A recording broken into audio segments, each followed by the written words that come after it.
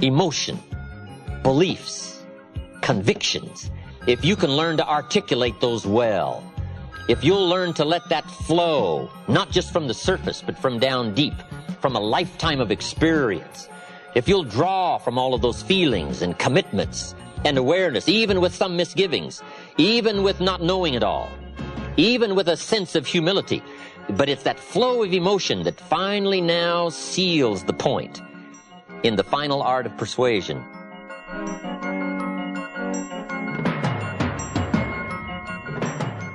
Now let's engage in a very exciting subject called the art of persuasion. Let me give you some notes to take, because I found there's a great deal of difference between presentation and persuasion. When I first got into sales, I became a pretty good presenter.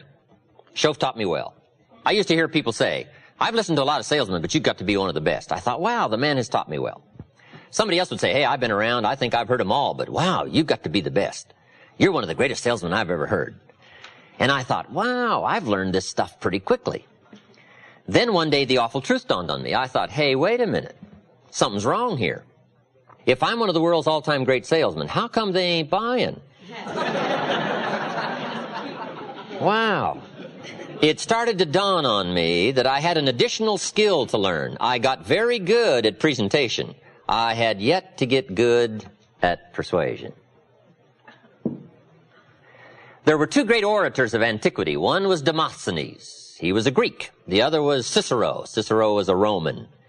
And they were both great speakers. But it was said of Cicero, when he spoke, everybody said, what a great speech. It was said of Demosthenes, when he spoke, everybody said, let us march. And that's the difference between presentation and persuasion. I'm asking you to learn this additional skill. We call you a good persuader if now the results start to follow. If something starts to happen, if people decide, if they actually do something about your presentation, if they do something about your appeal, if something happens, now we know you have truly become what we call a persuader. So let's talk about the art of persuasion and what all it entails. Let me give it to you. Here's number one. Be a good storyteller. If you're involved in a company that deals in numbers and business and products and volume of business, make sure you translate all the business into stories. Sometimes it's easy to say, we did $10 million in business last month. And then we forget the stories that are involved in that 10 million. So here's what I'm asking you to do. Become story conscious as well as figure conscious. How many stories does $10 million represent? And if you're only interested in the numbers and not the stories, you'll be limited in your future skills of communication. Try to translate activity and business and volume and money and numbers into people's lives and stories and who all is involved in the transactions. Okay? Now here's another key. Become your own best storyteller. Learn to tell your own story. Whether it's identification, logic, solutions. Be a student of your own life. It's so important to go back over your own life. It's good to review at the end of the day your experiences of the day. We call it learning to reflect. One of the keys of making the past more valuable to invest it in the future is learning how to reflect.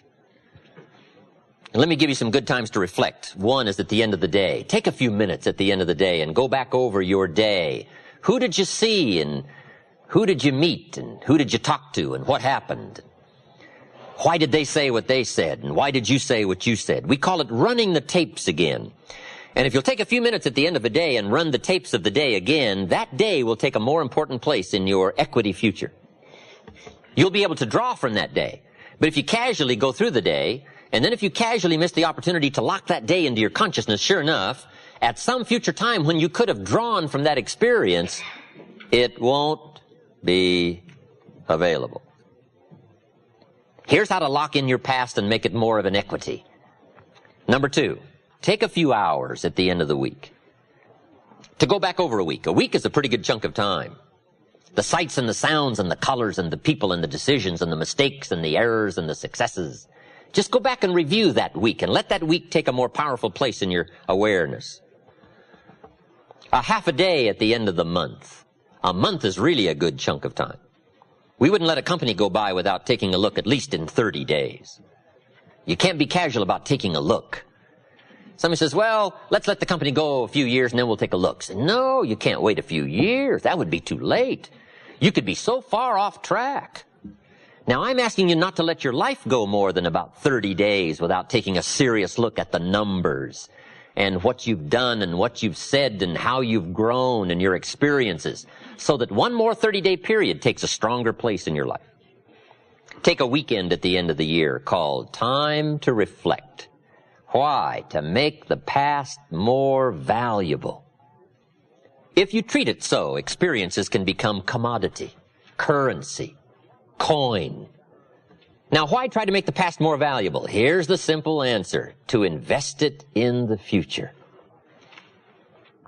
When my father was about to turn 76 years old, I said to him, dear Father, can you imagine the incredible experience that's waiting for you to gather up the last 75 years of your life and invest them into your 76th? See, that's a lot different awareness than just trying to make it through one more year. Let me offer you this challenge: to gather up more of your past and invest it in your future. And part of it is studying your own story, because your own story could be so powerful in identifying and offering answers and solutions. No telling what, if you took a little time, you could uncover that you just haven't talked about for a long time.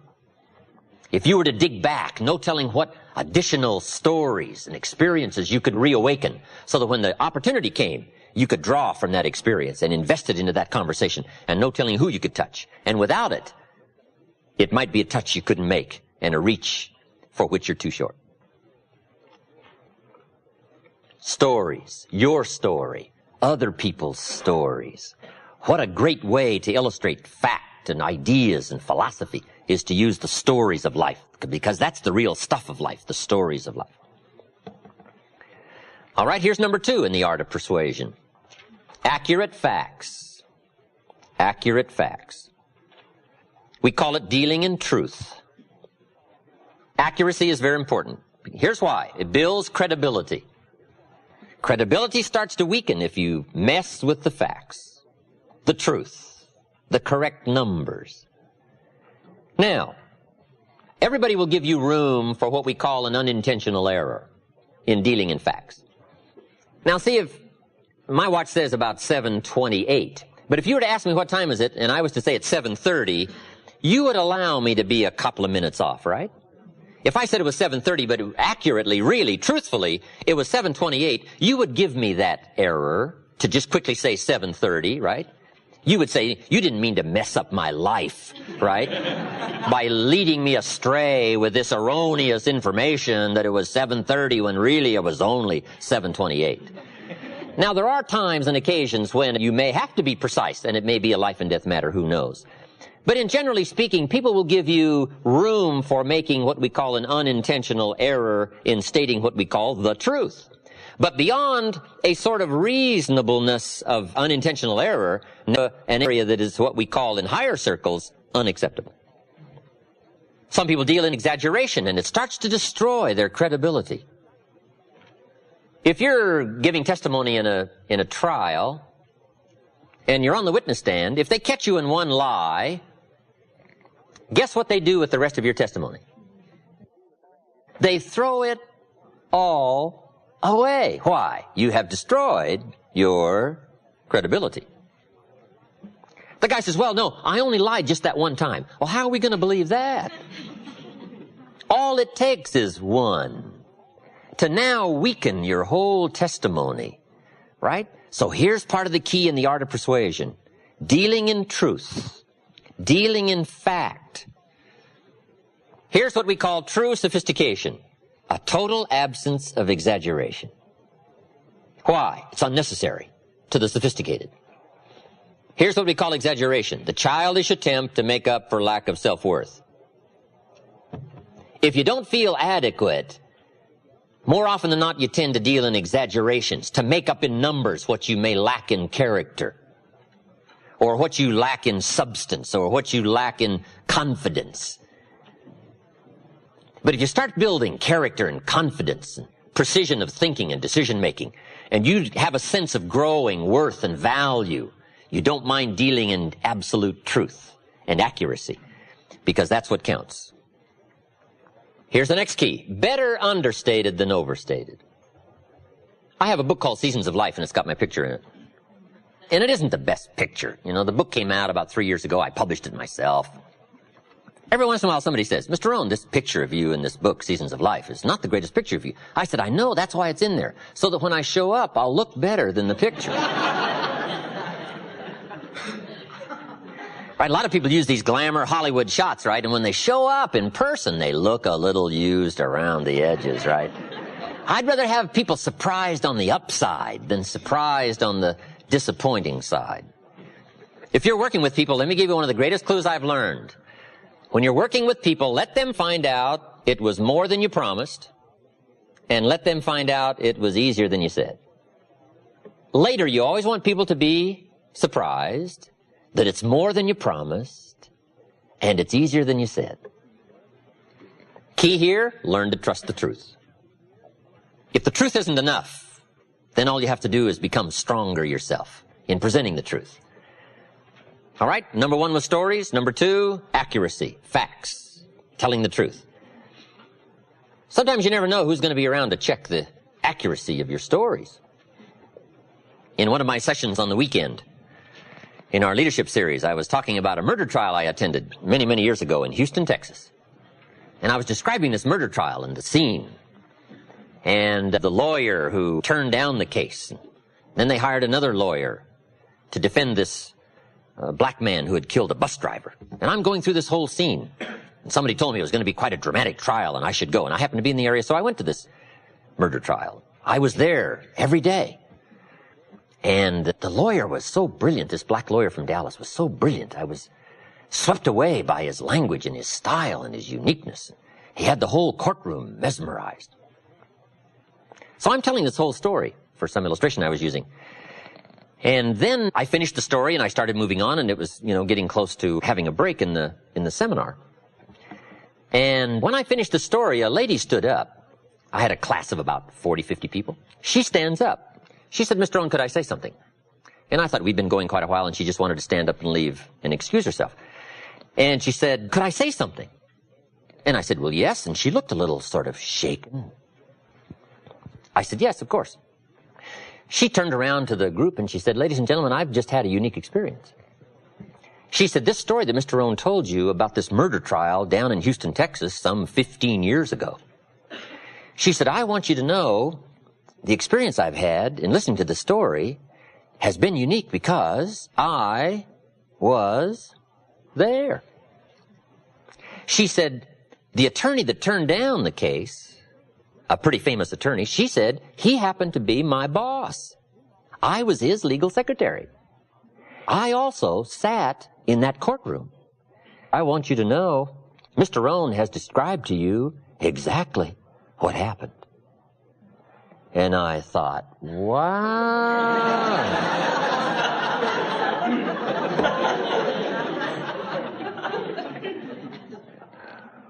Close, right? I'm asking you, right?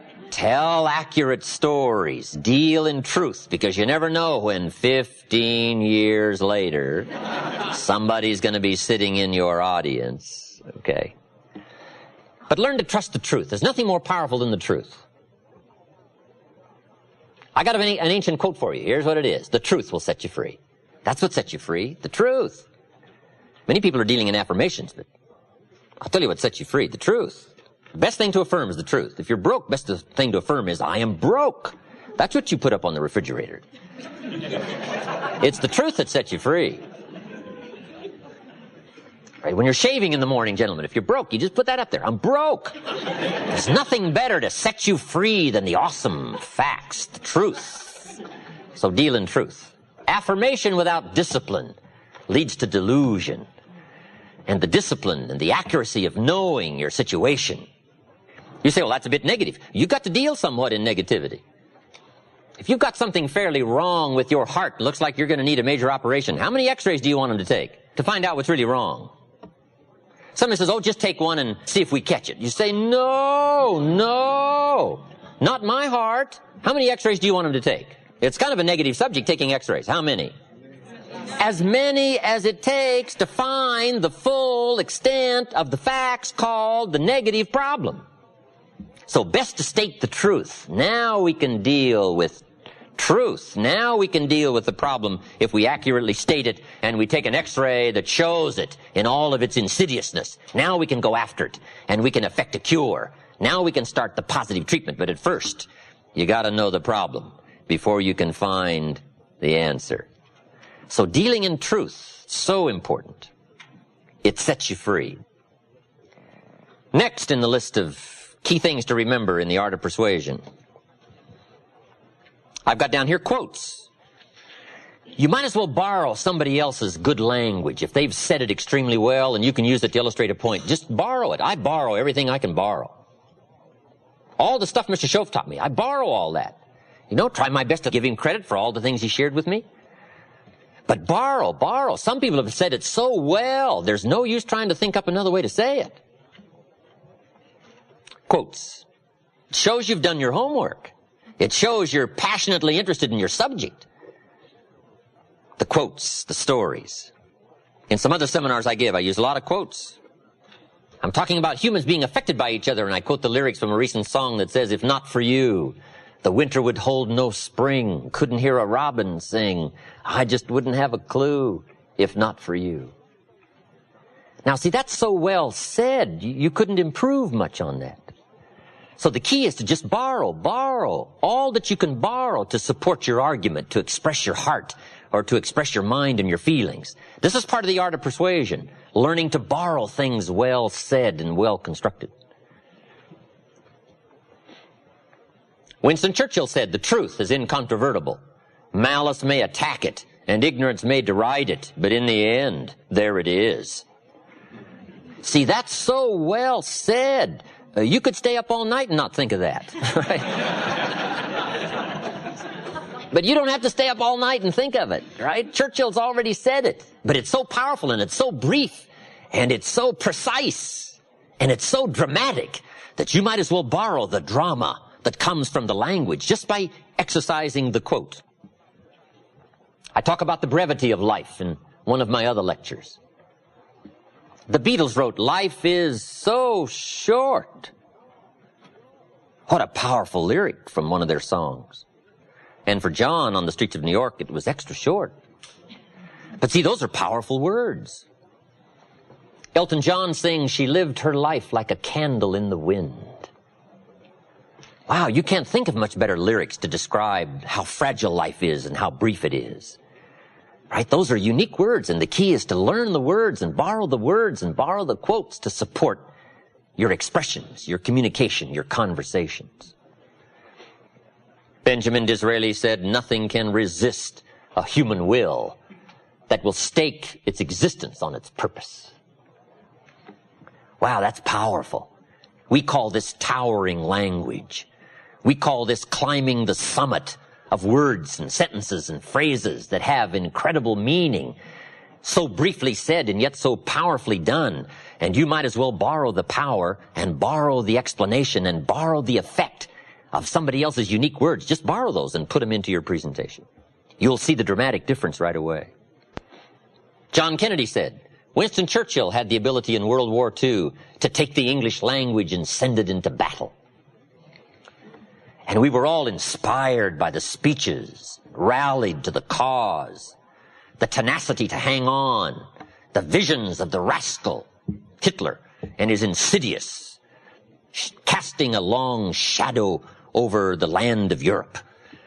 Churchill had the ability to use the language to get us to see and to get us to think and to stir the mind and stir the heart and stir the soul. I'm telling you, words are so powerful. And think up words of your own that are powerful, but when you need it, reach and borrow somebody who has said it well and offer it for somebody to consider, to touch the heart and touch the soul and mend the problem and get somebody to decide, to try, to move, to change, to grow. Of course, this isn't an easy task. It wasn't meant to be easy. It was meant to be a price.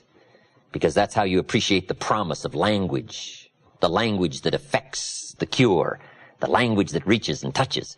You've got to go through some of these skills, learn the craft. Now, I've got another word down here you might not have that much use for. It's called oratory. Oratory is a dramatic way of saying something, to catch someone's attention, to drive the point home. And you may not have that much use for oratory. I probably use more oratory informally than I do in public. I'm a little more reserved on the platform behind a podium. I get a little more dramatic in person. It's just my style. A little more conservative in public, a little more dramatic in person. But I do have a bit of oratory. One of my lectures, I'm dealing with the problem of complaining. I go through a whole list called the diseases of attitude. And when I get to the last one, complaining, I'm wanting to really make it clear. And I say, spend 5 minutes complaining and you have wasted 5. And you may have begun what's known as economic cancer of the bone.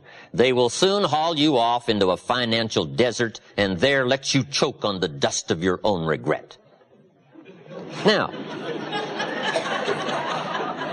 that's what we call a bit of oratory, right? Oratory. Just a burst, right? Now, you can't do 30 minutes of that, right? That'd be too much. But when the occasion calls for it, oratory, saying something in a more dramatic fashion,